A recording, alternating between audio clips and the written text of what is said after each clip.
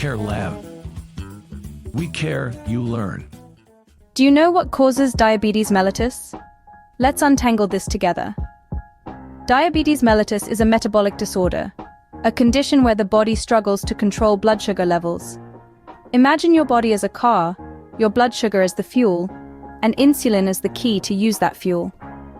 In this scenario, diabetes occurs when the key doesn't work properly.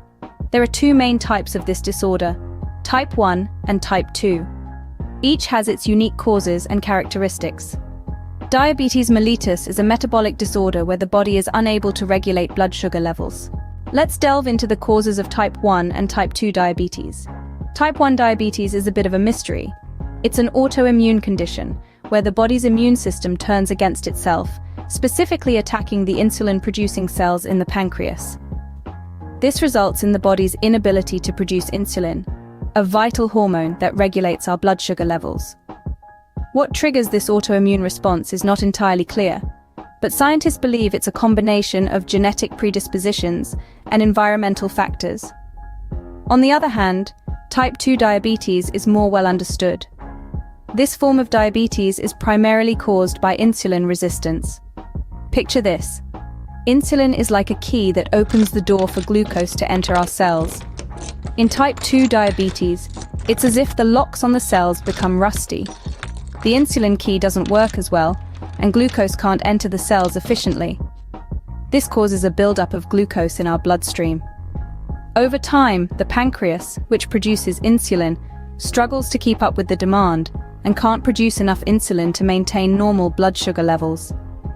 While both types of diabetes are different in their causes, they share the same result: an excess of glucose in the bloodstream, which can lead to serious health complications if left unchecked.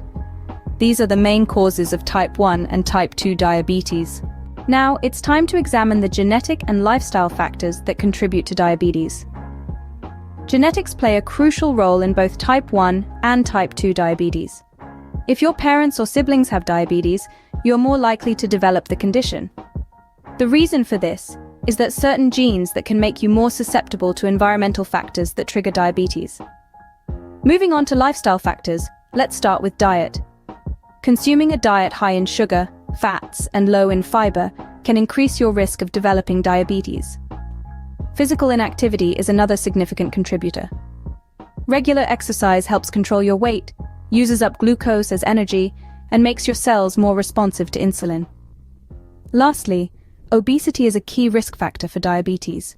Excess weight, especially around the abdomen, makes your cells more resistant to the effects of insulin on your blood sugar. These genetic and lifestyle factors significantly influence the risk of developing diabetes.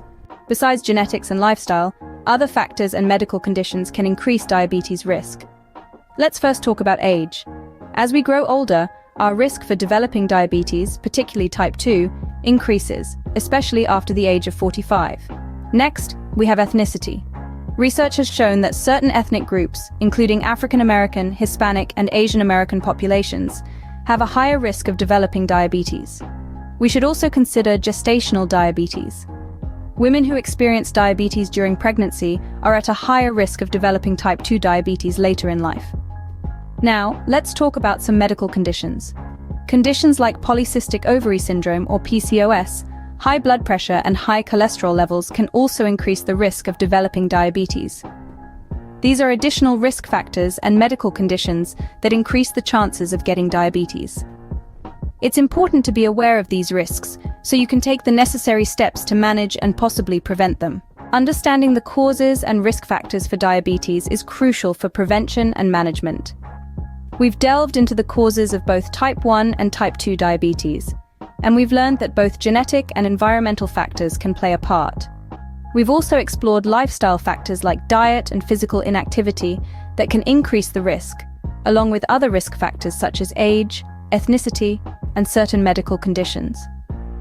But knowledge is power, and being aware of these risk factors gives us the tools to take charge of our health. Lifestyle changes are key.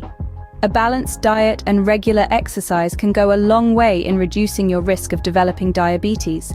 It's also important to remember that everyone's body is unique, so what works for one person might not work for another.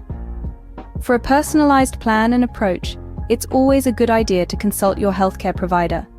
Stay informed, stay healthy. Thank you for watching. Care Lab. We care, you learn.